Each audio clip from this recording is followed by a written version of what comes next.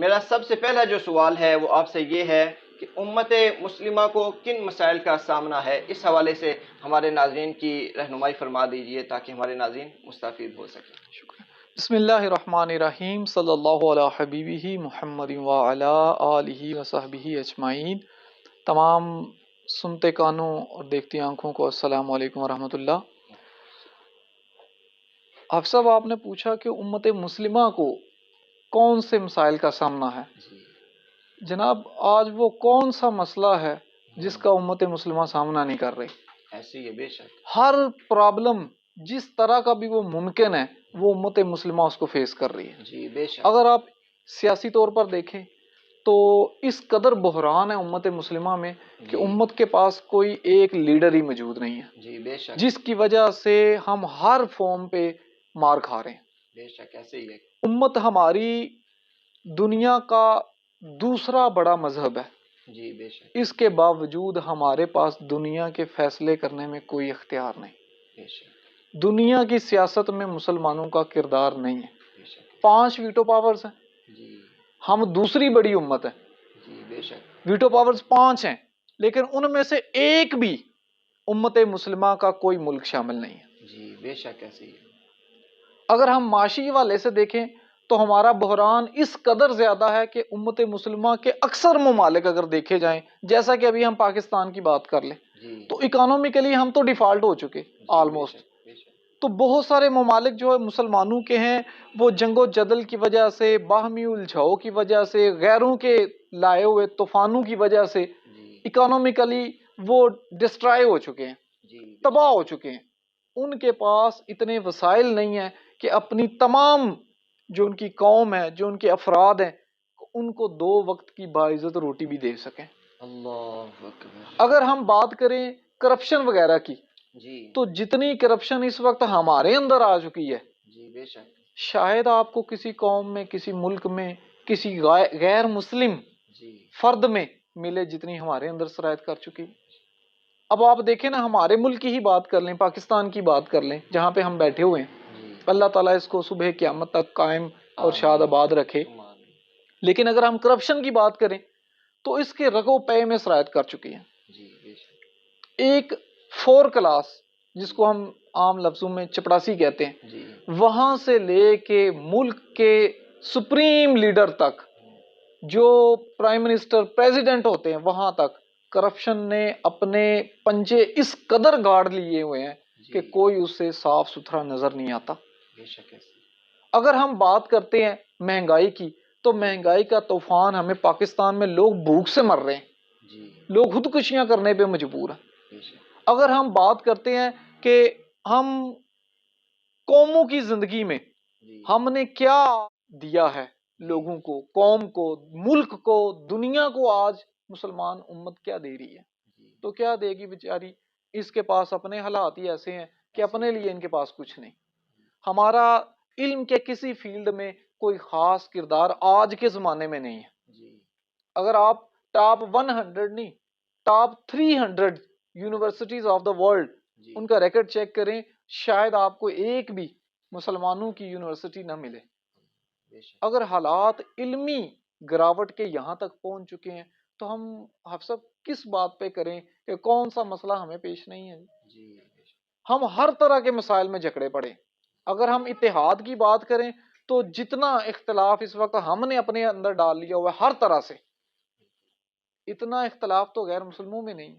بے شک ایسے ہی ہے۔ اگر جہالت کی بات کریں تو ہمارا جس قدر مزاج توہم پرستانہ ہو چکا ہے، جی اتنا غیر مسلموں کا تو نہیں ہے۔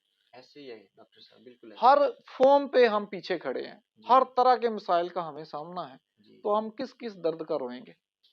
اللہ اکبر، تو اس لیے اگر ہم کہیں کہ ہمیں امت مسلمہ کے حوالے سے جب بات کریں تو ہمیں ہر طرح کے مسائل کا سامنا ہے، تو ایسا کہنا بے جا نہ ہو۔ جی یہ بات بالکل درست ہے کہ اس وقت امت مسلمہ اپنے جی بدترین دور سے گزر رہی ہے، جی جی اور بے شک، شاید ہم اس کی جو وجوہات ہیں اس کی طرف توجہ نہیں کرتے۔ وہ معزز تھے زمانے میں مسلمان ہو کر، اور اللہ، آج کے مسلمان کی بات کریں تو تم خوار ہوئے تارک قرآن ہو کر۔ اگر ہم اس دین کی ہی آپ سب بات کر لیں نا، جی رمضان کی ان مقدس ساعتوں میں لوگ دین کی طرف بڑی رغبت رکھتے ہیں، الحمدللہ اچھی بات ہے، جی لیکن اگر ہم اسی دین کی بات کر لیں بالکل تو ہمارے پاس دین بھی کہاں پڑا ہوا ہے؟ ہمیں تو قرآن سیدھا پڑھنا نہیں آتا. بے شک مجھے یونیورسٹیز میں پڑھاتے ہوئے more than 10 years ہو گئے ہیں آپ صاحب. اللہ الیاذ باللہ، اللہ تعالیٰ کی پناہ، حالت یہ ہے نا جی کہ بندہ بیان کرتے ہوئے دل خون کے آنسر ہوتے ہیں کہ میرے پاس more than thousands اسٹوڈینٹس جو ہیں نا وہ پڑھتے رہے ہیں، لیکن ان میں سے ابھی تک میرے اتنے کیریئر میں 10 بچے ایسے نہیں مجھے ملے جو قرآن کو درست طریقے سے پڑھ سکتے ہیں. اللہ اور یہ صرف ہمارے کسی ایک سٹی کی بات نہیں ہے، میرے پاس پڑھنے والے اسٹوڈینٹس سٹی گجرات کے نہیں ہیں، صرف ڈسٹرکٹ گجرات کے بھی نہیں ہیں، جی ڈویژن گجرات والے یا ابھی جو نئی بنی گجرات اس کے بھی نہیں ہیں، اس سے بھی باہر کے ہیں، صوبہ پنجاب کے بھی نہیں ہیں، اس سے بھی زیادہ ہے. پورے پاکستان سے لوگ پڑھتے رہے. لیکن اگر آپ کے پاس پڑھنے والے جن کو آپ ایجوکیٹڈ لوگ مانتے ہیں، یونیورسٹیز میں بیٹھے ہوئے ہیں، ڈگری ہولڈرز ہیں، پڑھ رہے ہیں، اسٹوڈنٹس ہیں، سارے کہہ رہے ہیں جی ہمارا ملک پڑھ رہا ہے. حالت یہ ہے اسلام کی کہ آپ سب قرآن سیدھا پڑھنا نہیں آتا. اللہ اگر ہمیں قرآن پڑھنا نہیں آتا تو بھائی جس چیز کو ہم پڑھ نہیں سکتے اس کی سمجھ ہمیں کیا ہو. بے شک ایسے ہی ہے.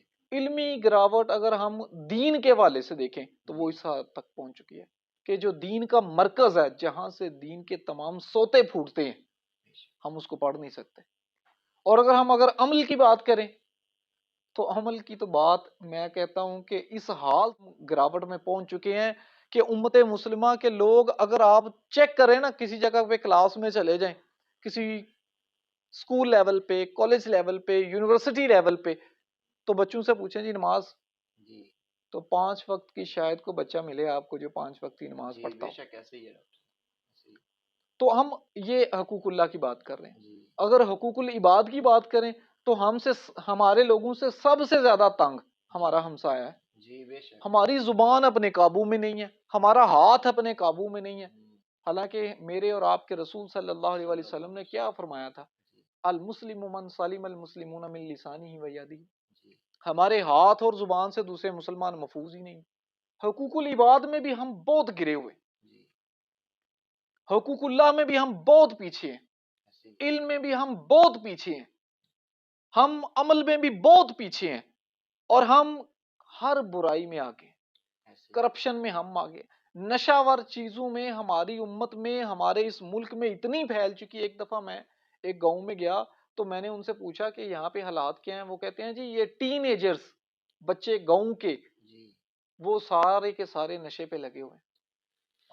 اور اگر یونیورسٹیز کی بات کریں، یہ تو وہ بچے تھے جن کو آپ کہتے ہیں کہ یہ بچے یونیورسٹی سے آؤٹ ہیں، کالجز سے آؤٹ ہیں، سکولز سے آؤٹ ہیں، دیہاتوں کے لوگ ہیں، شاید پڑھتے نہیں ہیں، تو وہ جی ٹھیک ہے غلط ہو گئے. تو یونیورسٹیز میں آئے تو ان کے اپنے نشے ہیں.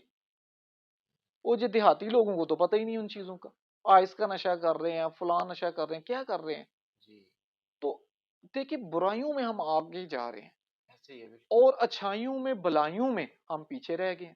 امت کا جو ترہ امتیاز تھا کہ اللہ کے قرآن میں موجود ہے کہ اللہ نے اس امت کو کیوں نکالا، تأمرون بالمعروف، کہ تم نیکی کا حکم دیتے ہو. نیکی کا حکم کب دیں گے؟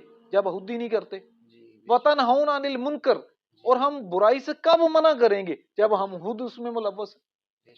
تو ہمارا جو وہ امت مرحومہ والا ٹائٹل تھا جو اللہ رب العزت نے ہمیں نوازا تھا، جو ہمیں نبی کریم صلی اللہ علیہ وسلم کی مبارک زبان سے ہمیں عطا ہوا تھا، شاید ہم اس کے حل نہیں رہے.